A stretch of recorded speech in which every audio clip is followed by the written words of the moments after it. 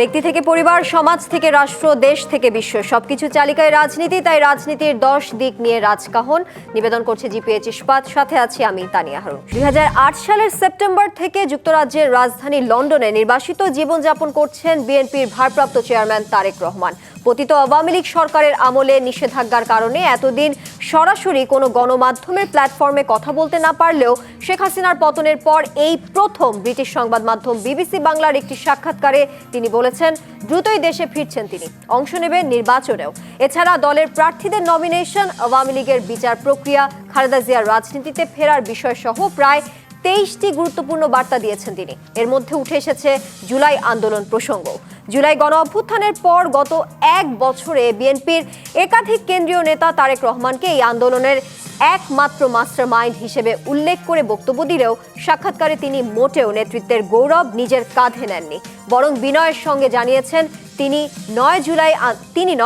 জুলাই আন্দোলনের master mind বাংলাদেশের গণতন্ত্রকামী জনগণ।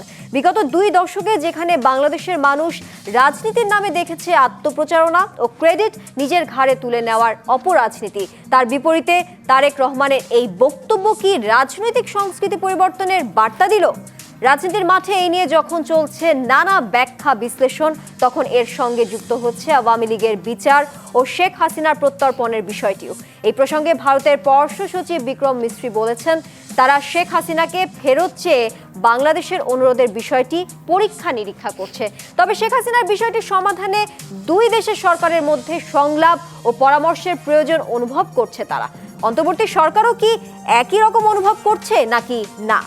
এসব নিয়ে আলোচনায় আজ রাজকাহন স্টুডিওতে আছেন বিএনপির জাতীয় নির্বাহী কমিটির সদস্য শেখ রবিউল আলম, আছেন সিনিয়র সাংবাদিক সোহরাব হাসান এবং আছেন বাংলাদেশ এলডিপির চেয়ারম্যান ও 12 দলীয় জোটের মুখপাত্র সাদাত হোসেন সেলিম। আপনাদের 3 জনকেই আজকে রাজকাহনে আমি স্বাগত জানাচ্ছি। শুরুটা করতে চাই সাদাত হোসেন সেলিম আপনাকে দিয়ে। বিবিসি বাংলার সাক্ষাৎকারে বিএনপির ভারপ্রাপ্ত চেয়ারম্যান তারেক রহমান বলেছেন তিনি শিগগিরই দেশে ফিরবেন, কিন্তু সুনির্দিষ্ট কোনো তারিখ বলেনি। দেশে ফেরার সুনির্দিষ্ট তারিখ না দেওয়াটা কি আপনার কি মনে হয় আন্দোলনরত যে দলগুলো আছে তাদের জন্য কোনো অনিশ্চয়তা তৈরি করছে কিনা? আপনি কি মনে করেন যে বিএনপি কি তারেক রহমানকে ছাড়া কার্যকর নেতৃত্ব দিতে পারবে? হ্যাঁ, ধন্যবাদ আপনাকে, ধন্যবাদ সহ-আলোচক সবাইকে, যারা দর্শক শ্রোতা। তারেক রহমান সাহেব তো গত 15 বছর যাবৎ আপনার দূরে থেকেই বিএনপিকে নেতৃত্ব দিয়ে এসছেন এবং আপনার বিএনপিকে অত্যন্ত সঠিকভাবে নেতৃত্ব দিয়েছেন এবং বিএনপিতে প্রাণ সঞ্চার করেছেন। তারপরে বিএনপি নেতাকর্মীদেরকে উজ্জীবিত করেছেন। স্বৈরাচারের বিরুদ্ধে আপনার লড়াইতে বিএনপিকে তিনি যেভাবেই পরিচালিত করেছেন, বিএনপি ঠিক সেভাবে পরিচালিত হয়েছে। তারেক রহমানের ডাকে বিভিন্ন সভায় সাড়া দিতে মানুষ 3 দিন আগে গিয়ে হাজির হয়েছে, গাড়ি ঘোড়া বন্ধ করে দেওয়ার জন্য, কলার ভেলা বানিয়ে আপনার নদী পার হয়ে তার সবাই এসছে চোখ দিয়ে তারেক রহমানের ডাকে। তারেক রহমান সাহেব নিজে হয়তো বক্তব্য রাখতে পারেন নাই, তা বিভিন্ন নিষেধাজ্ঞার কারণে আপনার হাইকোর্টের তথাকথিত হাইকোর্টের রায় ইত্যাদি ইত্যাদি ব্যাপার ইত্যাদি নিয়ে, কিন্তু তিনি বিএনপিতে কার্যকর একটা নেতৃত্ব দিয়েছেন। এখন তিনি 5ই আগস্টের পর থেকে বাংলাদেশে না আসলেও কিছু আইনি সমস্যা অথবা অন্যান্য সমস্যার কারণে তিনি না আসলেও কিন্তু তিনি প্রায় প্রতিদিনেই আপনার 12-14 থেকে 16 ঘন্টা পর্যন্ত বাংলাদেশের জনগণের সাথে সম্পৃক্ত থাকেন। আপনার লন্ডন টাইম সকাল 10টা থেকে শুরু করে লন্ডন টাইম রাত্রি 2টো পর্যন্ত তিনি মোটামুটিভাবে স্কাইপিতে এবং টেলিফোনে নেতাকর্মীদের সাথে সার্বক্ষণিকভাবে যোগাযোগ রাখছেন। এই যে বেশ গত কিছুদিন যাবৎ তিনি প্রায় প্রতিটি নির্বাচনী এলাকার প্রার্থীদের সাথে একজন বা একাধিক প্রার্থীর সাথে কথা বলছেন, জোটের নেতাকর্মীদের সাথে কথা বলছেন। তারপর আজকে দীর্ঘ প্রায় 1.5 যুগ পরে তিনি একটা সাক্ষাৎকার দিয়েছেন। এতদিন পর্যন্ত তিনি বাংলাদেশে কোনো গণমাধ্যমে সাক্ষাৎকার দিতে পারেন নাই, যে সেটা একটা নিষেধাজ্ঞা ছিল। 1/11 পরও তিনি সাক্ষাৎকার দেননি, কিন্তু প্রতিনিয়ত তিনি যে বক্তব্য দিয়েছেন সেই বক্তব্যগুলো সরাসরি প্রচার করা হয়েছে। তিনি বিশেষ করে 5 তারিখে আপনার বিকেলের মধ্যেই তিনি তার যে ঐতিহাসিক বক্তব্যটা দিয়েছেন, আমি মনে করব যে এটা বাংলাদেশের জনগণ এবং বাংলাদেশটা যুগ যুগ ধরে কৃতজ্ঞতার সাথে ওনার সে ভাষণটাকে মনে রাখবে। কারণ তিনি আওয়ামী লীগের পরাজিত অবস্থায় তিনি নেতাকর্মীদের শান্ত করার জন্য, জনগণকে শান্ত করার জন্য এবং পরাজিতকে রক্ষা করার জন্য তিনি যে আহ্বান জানিয়েছেন সেটা অত্যন্ত কার্যকরী একটা আহ্বান, যেখানে আওয়ামী লীগ নিজেরা মনে করতো 10, 20, 50 হাজার, 1 লাখ, 5 লাখ তাদেরকে মানে মৃত্যুবরণ করতে হবে এবং সেইটাও একটা তারা ক্ষমতার পরিবর্তন হলে সেটা যদি ভোটের মাধ্যমে হয় বা অন্য কোনো মাধ্যমে হয় সেটা, কিন্তু এইভাবে একটা গণ অভ্যুত্থানে শেখ হাসিনা পালিয়ে যাওয়ার পরে আওয়ামী লীগের নেতাকর্মীদের গায়ে যে ফুলের টোকাটা পড়ে নাই, কেউ যে নিহত হয় নাই, সেটার জন্য তারেক রহমান দায়ী। তিনি তার বক্তব্যে কিন্তু আপনার সেটা উপস্থাপন করেছেন। তারপর থেকে তিনি তার প্রত্যেকটা বক্তব্যতেই কিন্তু আপনার নতুন নতুন চিন্তা চেতনা দিয়ে মানুষের দৃষ্টি আকর্ষণ করতে পেরেছেন।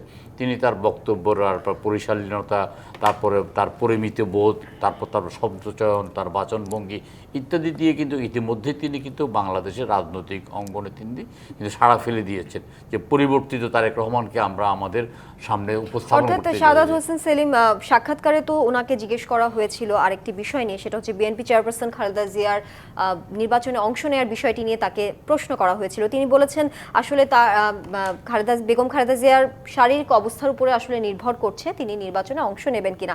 অর্থাৎ আপনার কি মনে হচ্ছে বিএনপি আনুষ্ঠানিকভাবে তারেক রহমানের যুগে প্রবেশ করতে যাচ্ছে, আর জোট সঙ্গীরা কি এই নেতৃত্বে স্বাচ্ছন্দ্য বোধ করবেন?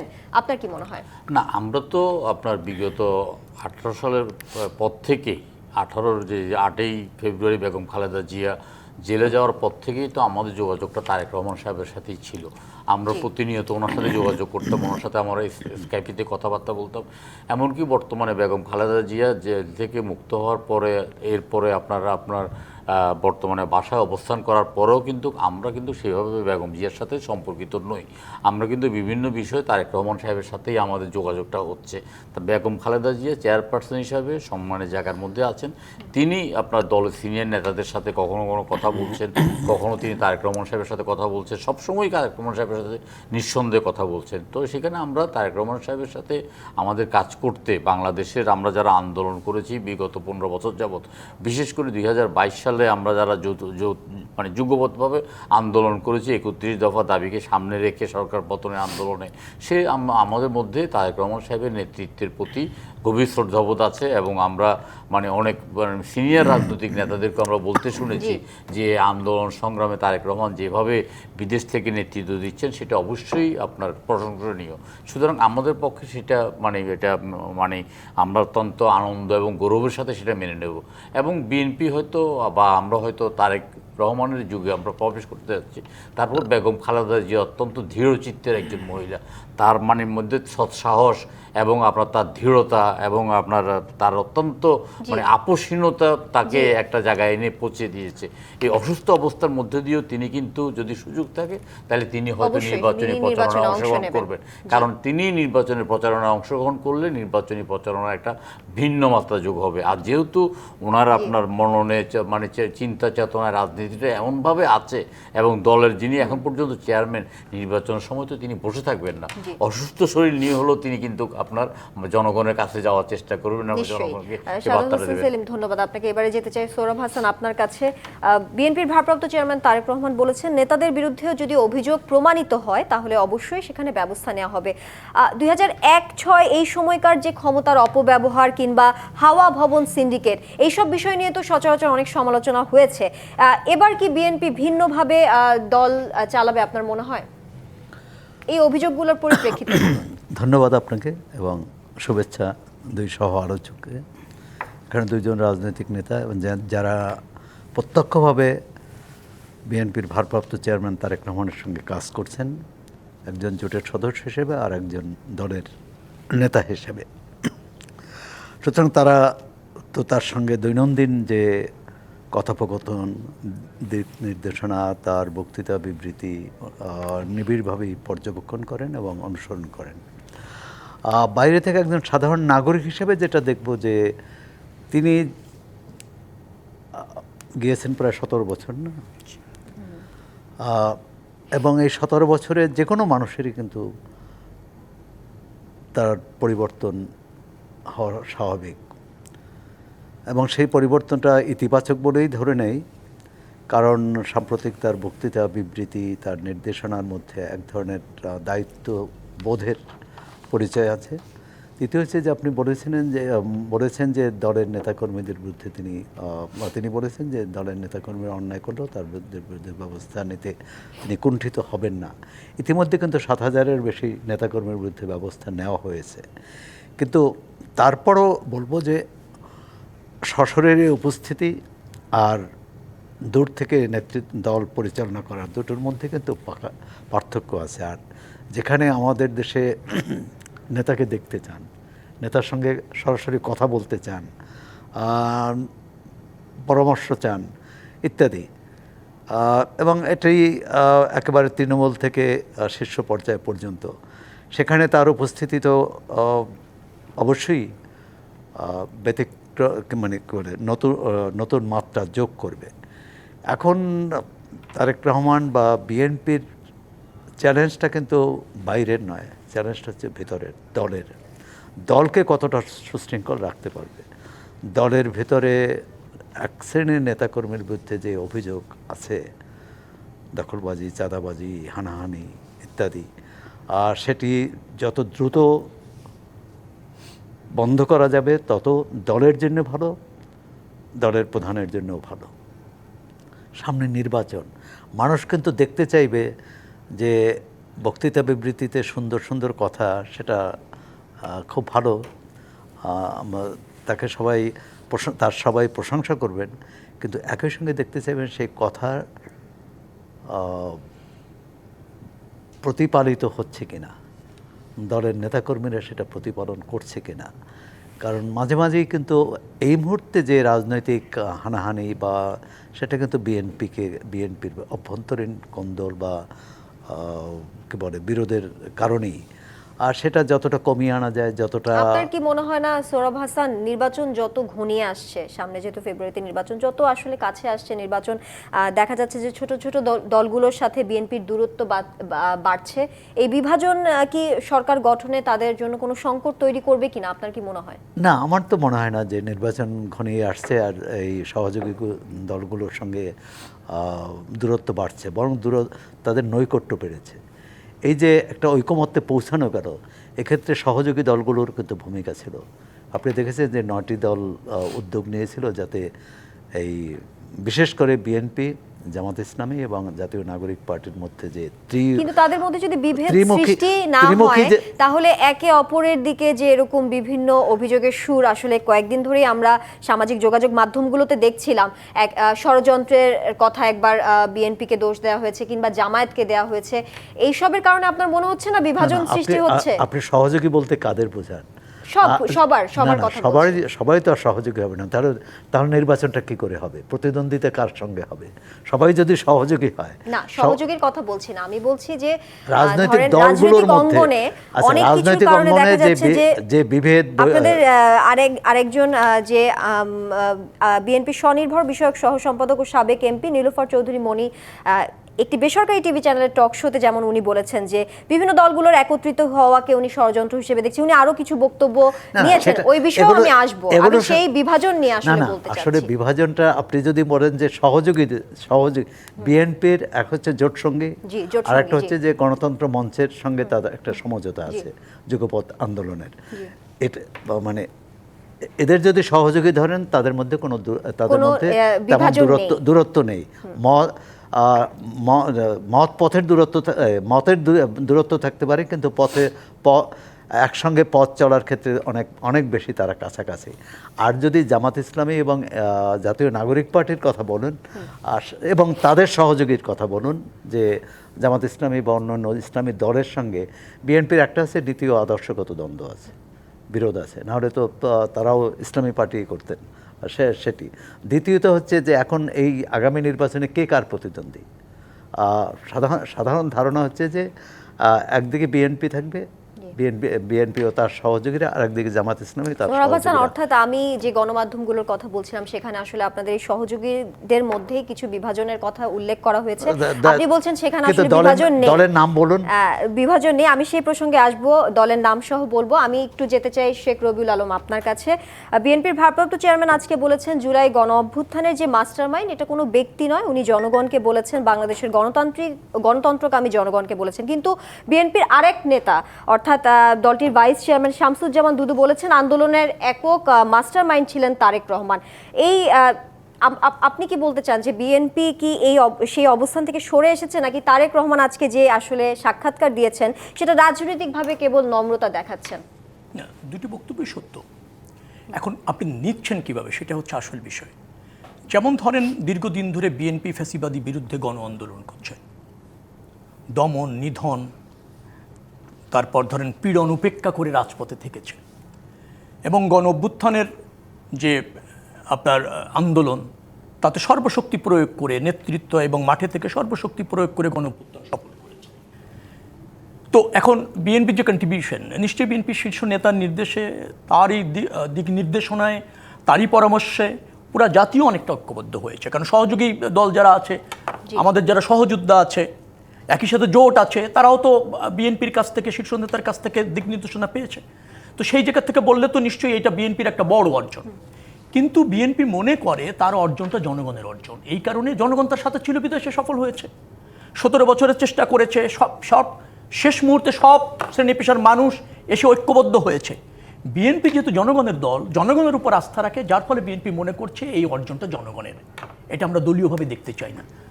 একইভাবে 71-এ শহীদ রাষ্ট্রপতি জিয়া রহমান স্বাধীনতার ঘোষণা দিয়েছিলেন, এবং বিএনপি ছিল পার্টিসিপেটরি মুক্তিযোদ্ধাদের দল।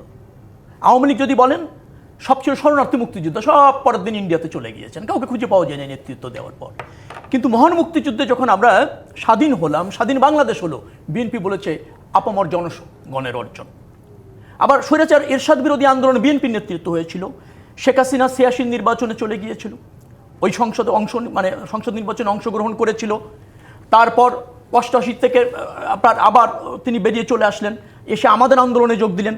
বিএনপির নেতৃত্বে স্বৈরাচার বিরোধী আন্দোলন হয়েছে, এরশাদ পতনের আন্দোলন হয়েছে বিএনপির নেতৃত্বে। কিন্তু বেগম খালেদা জিয়া বলেছেন এটা জনগণের অর্জন, জনগণ এরশাদের পতন ঘটিয়েছে, ছাত্র জনতার অভ্যুত্থান, ছাত্র জনতার আন্দোলন। কারণ একটা, কারণ বিএনপি ওই কন্ট্রিবিউশনটাকে রাজনৈতিক কন্ট্রিবিউশন বিবেচনা করে রাজনীতি করতে চায় না। বিএনপি জনগণকে কৃতিত্ব দিতে চায়, কৃতিত্ব দিয়ে নিজের নেতৃত্ব দিতে চায়, এবং জনগণের সমর্থন নিয়ে জন আকাঙ্ক্ষা বাস্তবায়নে রাজনীতি করতে চায়, ক্ষমতায় যেতে চায় জনরায়ের ভিত্তিতে। যার ফলে এটা হচ্ছে জনগণের প্রতি বিএনপির কৃতজ্ঞতা এবং জনগণের প্রতি বিএনপির উৎসর্গ করা আর কি। তাদের নেতাকর্মীদের এই যে দমন নিধন, জেল খেটেছে, গুম হয়েছে, আনঅথরাইজড কিলিংয়ের শিকার হয়েছে বিএনপি নেতাকর্মীরা, কিন্তু বিএনপি নেতাকর্মী মনে করে তার চেয়ে বড় অর্জন হচ্ছে জনগণ তাদের সাথে ছিল এবং জনগণ সাথে থেকে অভ্যুত্থানটা ঘটিয়েছে বিধায় জননেতা তারেক রহমান এই কৃতিত্ব জনগণকে দিয়েছে। শেখ রবিউল আলম, আরেকটি বিষয়ে যদি জানতে চাই, আবার জাতিসংঘের মঞ্চে প্রধান উপদেষ্টা ডক্টর ইউনূস কিন্তু তার ঘনিষ্ঠ যে তথ্য উপদেষ্টা মাহফুজ আলমকে বলেছেন মাস্টার মাইন্ড। উনি গণ অভ্যুত্থানের পিছনে তাকে মাস্টার মাইন্ড হিসেবে উল্লেখ করেছেন। আপনার কি মনে হয় আন্দোলনের নেতৃত্ব নিয়ে এই দুই ভিন্ন বক্তব্য জনগণের মাঝে কোনো বিভ্রান্তি সৃষ্টি করবে না এককভাবে? না, ডক্টর ইউনূস সাহেব মাস্টার মাইন্ড মাহফুজ আলমকে বলেছেন। মাহফুজ আলম কতটুকু মাস্টার মাইন্ড এই দায়িত্ব পালন করতে গিয়ে বোঝা গিয়েছে, এবং তিনি যে দায়িত্বটা পালন করছেন সেখানে তার সক্ষমতা কতটুকু আছে, নেতৃত্ব দেওয়ার যোগ্যতা কতটুকু আছে, এবং গণমানুষের কাছে তার অ্যাক্সেস কতটুকু আছে, এটা তো স্পষ্ট। তো সেই যে তার কন্ট্রিবিউশন এবং তার যে অবদান, তার যে অবস্থান, তিনি যা করেন, তিনি যা ভাবেন, ইতিমধ্যে যে আমরা প্রমাণ পেয়েছি জনাব মাহফুজ আলম, তিনি এদেশের মাস্টার মাইন্ড হয়ে গেলেন। এই বিবেচনা আপনি জনগণের উপর ছেড়ে দেন, নিশ্চয়ই জনগণ সঠিকটি বুঝে নিয়েছে। হ্যাঁ, তবে হ্যাঁ, আমাদের দেশে একটা কালচার আছে, সেটা হচ্ছে আমরা কাউকে স্নেহ করলে বা কাউকে যদি তার অবদানটা স্বীকার করতে যাই, বিশেষণগুলি এমনভাবে বলি, সেই বিশেষণের ফলে দেখা গেল অনেক বিভ্রান্তির তৈরি হয়। আমার মনে হয় ডক্টর ইউনূস সাহেব মাহফুজ আলমকে স্নেহ করে একটু বেশি বলতে গিয়ে এরকম বলেছেন। এই বিষয়ে আমরা আবারও আসবো, এই বিরতি নিয়ে ফিরছি। জিপিএইচ ইস্পাত নিবেদিত রাজকাহন থেকে এই পর্যায়ে নিচ্ছে একটি বিরতির সাথেই থাকুন। আমন্ত্রণ আরেকবার জিপিএইচ ইস্পাত নিবেদিত রাজকাহনে। আমরা আবারও ফিরে যাচ্ছি আলোচনা। শেখ রবিউল আলম, আপনাকে যেমনটা বিরতির আগে বলছিলাম যে প্রধান উপদেষ্টা জাতিসংঘের মঞ্চে যে উনি একটি বক্তব্য রেখেছেন, উনি তার ঘনিষ্ঠ তথ্য উপদেষ্টা মাহফুজ আলমকে একমাত্র মাস্টার মাইন্ড হিসেবে উল্লেখ করেছেন।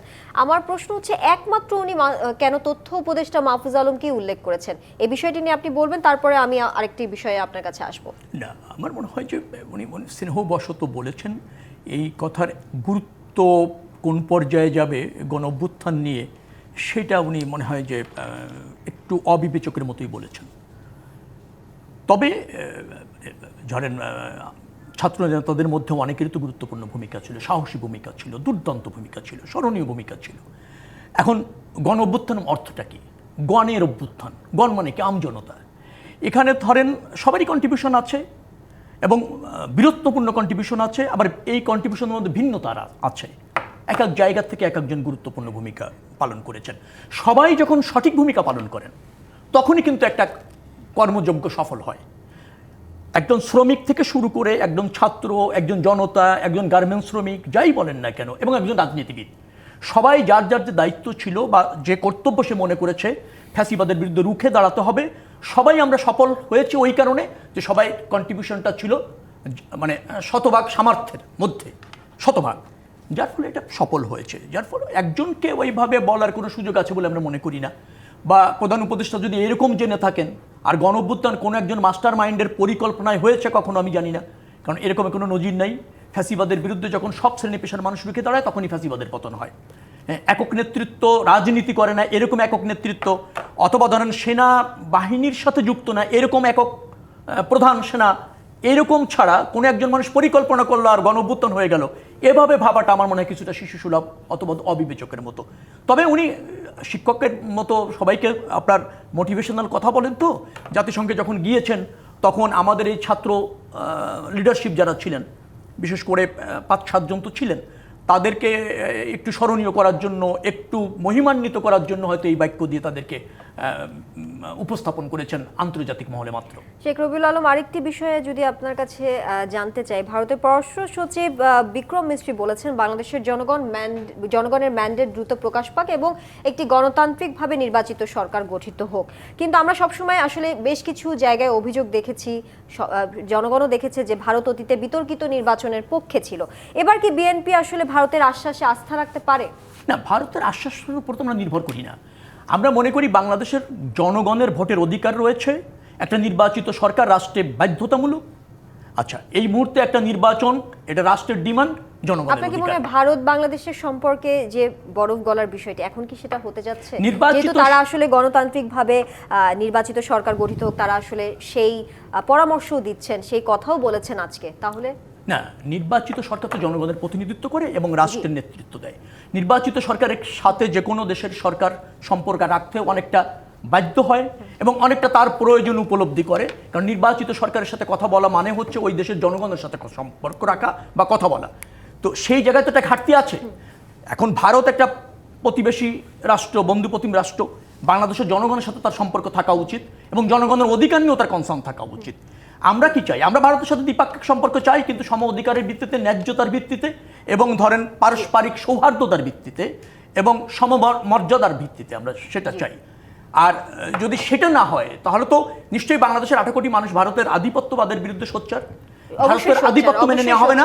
ভারত বাংলাদেশকে দেখতে একটি মাত্র একটা রাজনৈতিক দলের চোখ দিয়ে, ফ্যাসিবাদী আওয়ামী লীগের চোখ দিয়ে, সেখান থেকে ভারত বেরিয়ে আসবে। বেরিয়ে আসলে নিশ্চয়ই বাংলাদেশের মানুষের সাথে তার সম্পর্ক হবে। আর যদি ভারত সে জায়গায় থাকে, নিশ্চয়ই ভারতের বিরুদ্ধে বাংলাদেশের মানুষ রুখে দাঁড়াবে। সৌরভ হাসান, আপনার কাছে একই প্রসঙ্গে আসতে চাই, তার আগে একটু জানিয়ে রাখতে চাই, আপনি আমাকে বিরতির আগে জিজ্ঞেস করছিলেন একটি দলের নাম বলতে। আসলে স্বনামধন্য একটি পত্রিকায় কিন্তু এই বিষয়ে উল্লেখ হয়েছে যে বিএনপির সঙ্গে দূরত্ব বাড়ছে তার মিত্র দলগুলোর। এখানে হয়তো কোনো নাম বলা হয়নি, কিন্তু সেটা 2024 থেকে এখন পর্যন্ত বলা হয়েছিল। এবং আমি আপনাকে প্রশ্ন করেছিলাম যে বিভেদ কি এখনো আছে কিনা, নাকি বিভেদ আরো সৃষ্টি হচ্ছে এই বিষয়ে। খবরটি কোন দিনের? আজকের পত্রিকা? আজকের না, সমসাময়িক বিষয়ে, এবং আপনি চাইলে আমি বিরতির সময় আপনাকে পত্রিকা সহ পুরো রেফারেন্সটা দিতে পারবো। যাই হোক, আমরা আরেকটি বিষয় আপনার কাছে আসতে চাই। শেখ রবিউল আলম যেমনটা বলছিলেন, আমরাও সেই একই প্রসঙ্গে যেতে চাই। ভারতের পররাষ্ট্র সচিব বিক্রম মিশ্রির একটি বক্তব্য ঘিরে তিনি বলেছেন তারা কোনো পক্ষের পক্ষপাত দুষ্ট নয়, যেই সরকার জনগণের ম্যান্ডেটে নির্বাচিত হবে তার সঙ্গেই তারা কাজ করবে। কিন্তু যেহেতু আমি বলছিলাম দিল্লি ক্ষমতাসীন আওয়ামী লীগের প্রতি বেশি সমর্থন ছিল অতীতে দেখা গেছে, আপনার কি মনে হয় ভারত এবার সত্যি কি নিরপেক্ষ থাকবে? ভারত থাকবে কি থাকবে না তার আগে প্রশ্ন, আমরা কিভাবে ভারতের সাথে সম্পর্ক বিনির্মাণ করতে চাই, আমাদের স্বার্থ আমরা কতটা সুরক্ষা দিতে পারবো, কতটা আমাদের উদ্বেগ ভারত আমলে নেবে এবং প্রয়োজনীয় ব্যবস্থা নেবে, তার উপর নির্ভর করবে দ্বিপক্ষীয় সম্পর্ক। এখন ভারত চাইলেই কিন্তু সম্পর্ক উন্নয়ন হবে না, এমনকি শুধু বাংলাদেশ চাইলেও হবে না। দুই দেশকেই চাইতে হবে, দুই দেশের সমস্যাগুলো চিহ্নিত করতে হবে। এবং আমরা যতটা জানি ভারতের একটি উদ্বেগ, সেটা হচ্ছে তার নিরাপত্তা ঝুঁকি। তা উত্তর পূর্ব ভারতে আগে ভারতের যতটা নিরাপত্তা ঝুঁকি ছিল, এখন আর সেটি নেই। এখন ওই যুযু কিন্তু খুব কার্যকর নয়। আর বাংলাদেশের যে উদ্বেগের অনেকগুলো বিষয় আছে, সেটি হচ্ছে যদি আপনি বলেন যে রামপাল বিদ্যুৎ প্রকল্প থেকে শুরু করে তিস্তা পানি বন্টন সমস্যা, তিস্তা কেন 54টি নদীর পানি বন্টন ব্যাপারে আমরা ঐকমত্যে পৌঁছাতে পারিনি, কোনো চুক্তি করতে পারিনি। গঙ্গার পানি বন্টন চুক্তি শেষ হয়ে যাবে 2026 সালে। এরপর কি হবে? কারণ গঙ্গার সঙ্গে বাংলাদেশের কয়েক কোটি মানুষের জীবনযাত্রা, তার জীবিকা নির্ভরশীল। তিস্তার উপরও নির্ভরশীল, কিন্তু অপেক্ষাকৃত কম, মানে সংখ্যায় কম। আর যে পরিবেশ ইত্যাদির যে ক্ষতি, এবং শস্য উৎপাদন থেকে শুরু করে আমাদের মৎস্য উৎপাদন, তার যে ক্ষতি, সেটা কিন্তু অপরিমেয়। এখন ভারত এগুলো আমলে নেবে কিনা। আবার ভারত ভিসা বন্ধ করে দেওয়ায়, মানে ট্যুরিস্ট ভিসা বন্ধ করে দেওয়া, বাংলাদেশ ছিল ভারতের প্রধান পর্যটক কী বলে রপ্তানিকারক রাষ্ট্র। মানে এখান থেকেই ভারতের সবচেয়ে বেশি পর্যটক যেতেন ভারত। সেটা ভারতের অর্থনীতিকে নিশ্চয়ই ঋদ্ধ করত। ভারতীয় গণমাধ্যমেই আছে যে নিউ মার্কেট, ভারতের যে কলকাতার যে নিউ মার্কেট এখন বিরান খাখা করছে, সেখানে ক্রেতা নাই এবং ব্যবসায়ীরা অনেকে। অর্থাৎ আজকে তারা যে নিরপেক্ষ থাকার কথা বলেছেন, নিরপেক্ষ যদি আপনি এই প্রসঙ্গে আসবো সোহরাব হাসান, একটু যেতে চাই সাদাত হোসেন সেলিম আপনার কাছে। যেমনটা ভারতের পররাষ্ট্র সচিবের বক্তব্য ঘিরে আমরা আলোচনা করছিলাম, তিনি বলেছেন হাসিনার বিষয়টি একটি আইনি এবং বিচারিক প্রক্রিয়া, সমাধানে দুই দেশের পরামর্শ প্রয়োজন। আমার প্রশ্ন হচ্ছে, আসলে ভারত যদি কেবল বিচারিক প্রক্রিয়ার কথা বলে, তবে কি এটাই বোঝায় যে দিল্লি তাকে ফিরিয়ে দেওয়ার পক্ষে নয়? না, দেখুন, ভারতের সাথে তো আমাদের বন্দি বিনিময় চুক্তি আছে, এবং বন্দি বিনিময় চুক্তির প্রেক্ষিতে ভারত আমাদের বন্দিকে ফেরত দেবে, সেটা আমরা আশা করতে পারি, দাবি করতে পারি। এবং ভারত ফেরত দেবে কি দেবে না, এবং না দিলে আন্তর্জাতিকভাবে এটার প্রভাব কী পড়বে, সেটা ভবিষ্যতে বলে দেবে। তবে ভারত অতীতে ভুল করেছে একটিমাত্র দলের সাথে বন্ধুত্ব করে এবং পরবর্তীকালে গণ-অভ্যুত্থানে পালিয়ে যে শেখ হাসিনাকে আশ্রয় দেওয়াটা। আমার মনে হয় এই মুহূর্তে ভারতও অনুভব করছে যে তাদের জন্য সিদ্ধান্তটা ভুল হয়েছে। ভারতের বিভিন্ন রাজনৈতিক নেতৃবৃন্দও কিন্তু ব্যাপারটা নিয়ে খুব একটা স্বস্তিতে নেই, যে একটা দেশে গণ-অভ্যুত্থান থেকে একটা হত্যাকারী পালিয়ে যাওয়া, একটা হত্যাকারীকে ভারতের মতো একটা গণতান্ত্রিক দেশ আপনার সমর্থন করছে অথবা তাকে আশ্রয় দিয়েছে, এই ব্যাপারটা ভারতের জন্য খুব বেশি যে একটা আপনার মর্যাদাপূর্ণ সেই কথাটা নয়। এখন ব্যাপারটা হলো যে আমরা ভারত আমাদের প্রতিবেশী, আমরা চাইলে তো আমাদের প্রতিবেশী আমরা পরিবর্তন করতে পারবো না। আমরা বিভিন্ন কারণে প্রতিবেশীর উপর নির্ভরশীল, প্রতিবেশীর উপর নির্ভরশীল, সেটাই স্বাভাবিক, সেটাই স্বাভাবিক। অতীতে ভারত হয়তো আপনার আওয়ামী লীগ দিয়ে বা আওয়ামী লীগ সরকারকে দিয়ে আপনার তাদের যে সমস্ত চাহিদা, সেগুলো তারা অতিরিক্তই পূরণ করতে পেরেছে, নিজের দেশের স্বার্থটাকে বিসর্জন দিয়ে। যেমন বর্তমান পৃথিবীতে ট্রানজিট অথবা আপনার ট্রান্সশিপমেন্ট এগুলো ব্যাপারগুলো একদম মানে বৈধ বিষয়, কেউ কাউর রাস্তা বন্ধ করে কিন্তু চলতে পারে না। কিন্তু বাংলাদেশকে তারা একতরফাভাবেই আপনার এই যে ট্রানজিট অথবা একতরফাভাবে আপনার ট্রান্সশিপমেন্ট ইত্যাদি বিষয়গুলো নিয়ে কিন্তু আওয়ামী লীগ কিন্তু আপনার দেশের প্রতি মানে সুবিচার করতে পারে নাই। এখন আমরা চাই যে ভারতের সাথে বন্ধুত্বপূর্ণ সম্পর্ক এবং ভারতের জনগণের সাথে বন্ধুত্বপূর্ণ সম্পর্কটা যেমন সরকার থেকে সরকার হয়, তারপর জনগণের সাথে হয়। ভারতীয় মধ্যে বুঝতে পেরেছে ব্যাপারটা এবং তারা বলেছে তারা দ্রুত নির্বাচনের পক্ষে এবং নির্বাচিত সরকারের পক্ষে তারা কাজ করতে আগ্রহী, তারা এই কথাটা তারা প্রকাশ করেছে এবং সেখানে ভারতের নিরপেক্ষ না থাকার কোনো কারণ বিরতি নেই। নিয়ে ফিরছি জিপিএইচ ইস্পাত নিবেদিত রাজকাহন থেকে এই পর্যায়ে নিচ্ছে আরেকটি বিরতির সাথে থাকুন। আমন্ত্রণ আরও একবার জিপিএইচ ইস্পাত নিবেদিত রাজকাহনে। শাহাদাত হোসেন সেলিম, আপনার কাছে শুরু করতে চাই এবারে। বিএনপি স্বনির্ভর বিষয়ক সহ সম্পাদক ও সাবেক এমপি নীলুফার চৌধুরী মনি একটি কথা বলেছেন, ধর্মভিত্তিক দলগুলোর একত্রিত হওয়াকে উনি ষড়যন্ত্র হিসেবে দেখছেন। হঠাৎ এই ষড়যন্ত্রের কথা কেন বলছেন? দেখুন, এটার সাথে আমি দ্বিমত পোষণ করছি। এটাকে ষড়যন্ত্র না, নির্বাচনী কৌশল অথবা আপনার নির্বাচনে জয়লাভ করার জন্য তো তারা তাদের মতো করে জোট করতেই পারে। তবে ধর্মভিত্তিক রাজনৈতিক দলগুলো বাংলাদেশে ধরেন যদি মানে হতো, তাহলে সেক্ষেত্রে এককভাবে এক বা দুইটা রাজনৈতিক দলগুলোই করতো। ধর্মভিত্তিক রাজনৈতিক দলের সংখ্যা 50-এর মানে বেশি, কারণ আমাদের বিভিন্ন ইমান, আকিদা, তরিকা, তারপরে আমাদের বিশ্বাস অন্য ধরনের। সেক্ষেত্রে জামাতের সাথে অন্যান্য রাজনৈতিক দলগুলোর সাথে সম্পূর্ণ ভিন্নতা ছিল। জামাত ইসলামকে অন্য কোনো ইসলামিক মানে যারা আলেম ওলামা ওরা কিন্তু তাদেরকে রাজনৈতিক দল হিসেবে স্বীকার করতো না। তারা বলতো যে এটা এনজিও অথবা এটা একটা মিশনারি টাইপের দল, এটা এভাবেই চলছে আর কি, তাদের কর্মীভিত্তিক একটা সংগঠন। তো সেই ক্ষেত্রে জামাত এবার একটু মানে মরিয়া হয়ে চেষ্টা করছে কিছু মানে ইসলামিক দলকে তারা একসাথ করতে পারে কিনা, এটা করতে পারে, এটাকে ষড়যন্ত্র বলার কোনো কারণ নাই।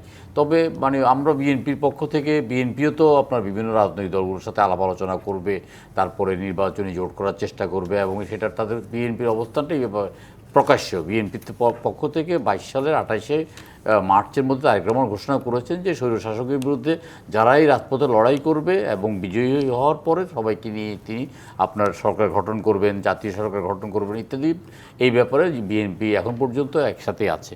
তো আমরা মনে করি যে বিএনপির সাথে প্রায় আপনার আমার ধারণা মানে 50-60টা রাজনৈতিক দলগুলো, ক্ষুদ্র, অতি ক্ষুদ্র, তারপরে মধ্যম ইত্যাদি শ্রেণীর রাজনৈতিক দলগুলো যুগপৎ আন্দোলনে 2 বছরের মতো ছিল। সেই সমস্ত রাজনৈতিক দলগুলো তো একসাথে একটা জোট হবে। সেখানে তো আর সবাইকে আসন ভিত্তিক একটা নির্বাচনী আসনে কাজ করা এবং একটা নির্বাচনী আসনে জয়লাভ করে আসার মতো প্রার্থী যারা, তাদেরকে বিএনপি কিন্তু মনোনয়ন দেবে। সেখানে আপনার শরিক দলগুলোর সাথে বিএনপি কোনো দূরত্ব নাই এবং কোনো দূরত্ব সৃষ্টি হবে না। জামাতে ইসলামী চেষ্টা করছে একটা রাজনৈতিক একটা মোর্চা করার জন্য। সেখানে এনসিপি একদিন গিয়ে পরের দিন চলে এসছে, তারপর গণ অধিকার পরিষদ একদিন গিয়ে চলে এসছে, এবি পার্টি একদিন গিয়ে চলে আসছে। তো সেখানে একমাত্র এখন এই পর্যন্ত আমাদের জানা মতে আপনার খেলাফত মজলিসের একটা অংশ, তারপরে আপনার ইসলামী আন্দোলন বাংলাদেশ, যে ইসলামী আন্দোলন বাংলাদেশ জামাতের বিরুদ্ধে অত্যন্ত কঠোর এবং কঠিন ভাষায় কথা বলতো এবং এবং জামাতে ইসলাম, এই 3টি রাজনৈতিক দলের মধ্যে একটা ঐক্যের প্রচেষ্টা আমরা দেখতে পাচ্ছি এবং তারা কিন্তু আপনার ইতিমধ্যে 300 আসনের প্রার্থী ঘোষণা করে তারা খুব জোর কদমে প্রচারণা চালাচ্ছে। সুতরাং এখানে আমি এটাকে ষড়যন্ত্র বলবো না, আমি মনে করবো যে নির্বাচনী কৌশল। শাহাদাত হোসেন সেলিম, আপনার এই নীলুফার চৌধুরী মনির বক্তব্যের সাথে দ্বিমত পোষণ, এই পরিপ্রেক্ষিতেই আমি সোহরাব হাসান আপনার কাছে যেতে চাই। নীলুফার চৌধুরী মনে বলেছেন যারা অনেক বছর বিএনপির সঙ্গে আন্দোলন করেছে তারা হঠাৎ করে চোখ পাল্টে দিয়ে স্বপ্ন দেখছে যে রাষ্ট্র চালাবে। আপনার কি তার এই বক্তব্যের সাথে আপনার সমর্থন আছে কিনা, কিংবা এই ধর্মপন্থী দলগুলো কি নতুন কোনো সমীকরণ তৈরি করার চেষ্টা করছে কিনা? না, সমীকরণ তো করার চেষ্টা করছি। এখন এর ষড়যন্ত্র কিনা, তাহলে ষড়যন্ত্র যদি হয়ে থাকে তাহলে সেটা প্রমাণ করতে হবে, বের করতে হবে। সমীকরণ নতুন সমীকরণ করার তো চেষ্টা করছে, কারণ বাংলাদেশে ইসলামী অনেকগুলো দল আছে, 50-এরও বেশি দল আছে। তারা ঐক্যবদ্ধভাবে নির্বাচন করেছে, এর উদাহরণ খুব কম। বরং ইসলামী আন্দোলন হোসেন মোহাম্মদ এরশাদের সাথে ঐক্যবদ্ধভাবে নির্বাচন করেছে এবং একটাও আসন পাননি। এবার আগামী নির্বাচনে ইতিবাচক দিক হলো যে ধর্মীয় কার্ড বা ইসলামী কার্ড এই এবারের নির্বাচনের আলোচ্য বিষয় হবে না, কেউ এটা ব্যবহার করবেন না। কারণ তারা মনে করেন, কারণ যারা আগামী নির্বাচনে জয়ী হতে চায়, সেটা ইসলামী দল হোক এবং অন ইসলামিক দল হোক, মানে ইসলামী নাম ছাড়া দল হোক, তারা চাইবেন জনগণের সর্বশ্রেণীর সব সর্বশ্রেণী পেশা ধর্মের জাতিগোষ্ঠীর সমর্থন চাইতে। সেক্ষেত্রে বরং এই নির্বাচন একটা দৃষ্টান্ত হতে পারে যে ধর্মকে ব্যবহার না করেও রাজনীতি করা যায়, নির্বাচনে জয়ী হওয়া যায়। এবং জামাত ইসলামী যদি ধর্মকে ব্যবহার না করে, বিএনপির ব্যবহার করার কোনো প্রয়োজনই হবে না। জি, সোহরাব হাসান, আপনাকে ধন্যবাদ। শেখ রবিউল আলম, আপনাকে দিয়ে যদি বলতে চাই যে নীলুফার চৌধুরী মনি বলেছেন -2 ফর্মুলা এখনো সক্রিয় আছে, অর্থাৎ উনি কি বলতে চাচ্ছেন ক্ষমতার বাইরে রাখার জন্য নতুন করে কোনো বিদেশি বা অভ্যন্তরীণ চক্রান্ত চলছে? আর তার এই বক্তব্যের সাথে আপনি কতটা একমত? একেবারে একমত না। কারণ হচ্ছে যে নীলুফার ইসলাম মনি বিএনপির একজন দায়িত্বশীল নেত্রী, তিনি টকশোতে কোনো কথা বলেছেন সেটাই একেবারে প্রাধান্য পাবে বা বিবেচনায় পাবে আমি তা মনে করছি না। প্রসঙ্গক্রমে আপনাদের প্রশ্নের উত্তর অনেক সময় অনেক কথা বলতে হয়, তারই অংশ হবে। যেমন ধর্মভিত্তিক দলগুলি তো ধর্মের ব্যবহার করতে চাইছে আগামী ভোটে এবং রাজনীতিতে। বিএনপি আবার এই ধর্মের ব্যবহারটা পছন্দ করে না। আবার রাজনীতিতে যখন আপনি ধর্মের ব্যবহারটা, এটা একটা কাম্য না, এটা জাতি ক্ষতিগ্রস্ত হয়। তো জাতি যদি ক্ষতিগ্রস্ত হয় ধর্মের ব্যবহারে রাজনীতিতে, তখন তো আপনার এটা ষড়যন্ত্র, এক ধরনের ষড়যন্ত্র, কারণ জাতির স্বার্থ রক্ষা হয় না, জাতি ক্ষতিগ্রস্ত হচ্ছে। আর আমরা অতীতে যে দেখেছি যে ধর্মভিত্তিক দলগুলির মধ্যেও মত এবং আদর্শের অনেক রয়েছে, আপনার ভিন্নতা রয়েছে, যার ফলে তারা সব এক জায়গায় আসতে পারবে সেটা সুযোগ নেই। আর বাংলাদেশের মানুষ মধ্যপন্থী মানুষ, তারা ধর্মপ্রাণ, কিন্তু ধর্ম নিয়ে রাজনীতিটা খুব একটা পছন্দ করেনি। এই ধর্মভিত্তিক রাজনৈতিক দলগুলি অনেক পুরনো, তাদের কখনো সংসদে যাওয়ার সুযোগ হয়নি। একটি মাত্র রাজনৈতিক দল জামাত ইসলাম এককভাবে নির্বাচন করে সর্বোচ্চ 3টি আসন পেয়েছিলেন, এবং ওই দলের প্রধান যিনি আছেন তিনিও 3বার নির্বাচন করে 18,000-এর উপর ভোট পাননি, বিজয় তো দূরের কথা। যার ফলে আমরা মনে করি না যে বাংলাদেশে ধর্মের ব্যবহার করে রাজনীতি করা যাবে। বাংলাদেশের মানুষ কিন্তু রাজনৈতিক সচেতন, তারা জনকল্যাণ, জন আকাঙ্ক্ষা এবং জনসমৃদ্ধিকে নিশ্চিত করবে সেটা দেখতে চায়। প্রতিষ্ঠিত যে কটি রাজনৈতিক দল আছে তার মধ্যে দেখবেন যে ধর্মভিত্তিক নয়। নতুন জামাতি ইসলাম ধর্মের ব্যবহার করে, যেহেতু সংখ্যাগরিষ্ঠ মুসলিম আছে, তারা এভাবে অতীতেও চেষ্টা করেছে, এখনো হয়তো চেষ্টা করছে, কিন্তু রাজনীতিতে দিন শেষে ধর্মের কোনো ব্যবহার হয় না, এদেশে তা প্রমাণিত। যার ফলে আমরা ওটাকে খুব একটা আমলে নিচ্ছি বলে আমলে নেওয়ার প্রয়োজন মনে করছি না। তবে এটা ঠিক যে রাজনীতিতে শেষ মুহূর্তে দেখবেন যে দুটি অ্যালায়েন্স হওয়ার চেষ্টা করে, অর্থাৎ ওই বহুমুখী তার থাকে না, দ্বিমুখী হয়ে যায় প্রতিদ্বন্দ্বিতা। সেখানে নিশ্চয়ই বিএনপির নেতৃত্ব, তার জোট আছে, তার সহযোদ্ধারা আছে, তারা একটা বড় অ্যালায়েন্স তৈরি করবে। জামাত ইসলাম বা কিছু ধর্মীয় দল নিয়ে আরেকটা অ্যালায়েন্স তৈরি করবে। কিন্তু দিন শেষে আমরা ভোটের উপর আস্থা রাখবো, জনগণের রায়ের উপর আস্থা যদি রাখি, নিশ্চয়ই জনগণ সঠিক সিদ্ধান্ত নেবে, এই বিশ্বাস আমাদের আছে। জি, নিশ্চয়ই এই বিশ্বাস আমাদের আছে। এবং সেই আরেকটি বিষয় যদি চাই যে ভারত হাসিনাকে যদি ফেরত না দেয়, এই প্রসঙ্গে যেহেতু কথা বলছিলাম, বাংলাদেশের এই যে নতুন সরকার বা ভারতের মধ্যে যে কূটনৈতিক সম্পর্ক কতটা চাপের মুখে পড়বে? আগামীতে নির্বাচিত সরকার চাপ ফিল করে আমি মনে করি না, তবে ভারতকে নতুন করে ভাবতে হবে। ভারতকে বাংলাদেশের স্বার্থ, অধিকার এবং মর্যাদার ব্যাপারে নতুন উপলব্ধি তাদের আসতে হবে। হ্যাঁ, এবং মনে রাখতে হবে তাদেরকে যে বাংলাদেশের যে উভয় দেশের যে ন্যায্যতা আছে সে ব্যাপারে তাদের কনসার্ন হতে হবে। জনরায়ের উপর তাদের শ্রদ্ধা রাখতে হবে, জনগণের সাথে সম্পর্ক করতে হবে। আর রাষ্ট্র ব্যবস্থাপনায় জনগণের রায়ে নির্বাচিত যে কর্তৃপক্ষ, অর্থাৎ যে দল অথবা যে সরকার, তাদের সাথে তার সম্পর্ক উন্নয়ন করতে হবে দ্বিরাষ্ট্রীয় স্বার্থের ভিত্তিতে। সেটা যদি ভারত করে, আমাদের থেকে দরজা খোলা। বাট সেটা যদি ভারত না করে, তাহলে বাংলাদেশের মানুষ ভারত আধিপত্যের বাদের বিরুদ্ধে কিন্তু সজাগ আছে, সচেষ্ট আছে, প্রতিবাদী আছে, ঐক্যবদ্ধ আছে। নিশ্চয়ই সেটা ভারত বুঝলে যথেষ্ট। জি, শেখ রবিউল আলম, আপনাকে ধন্যবাদ। আপনাদের তিনজনকেই ধন্যবাদ আজকে রাজকাহনে এসে সময় দেওয়ার জন্য।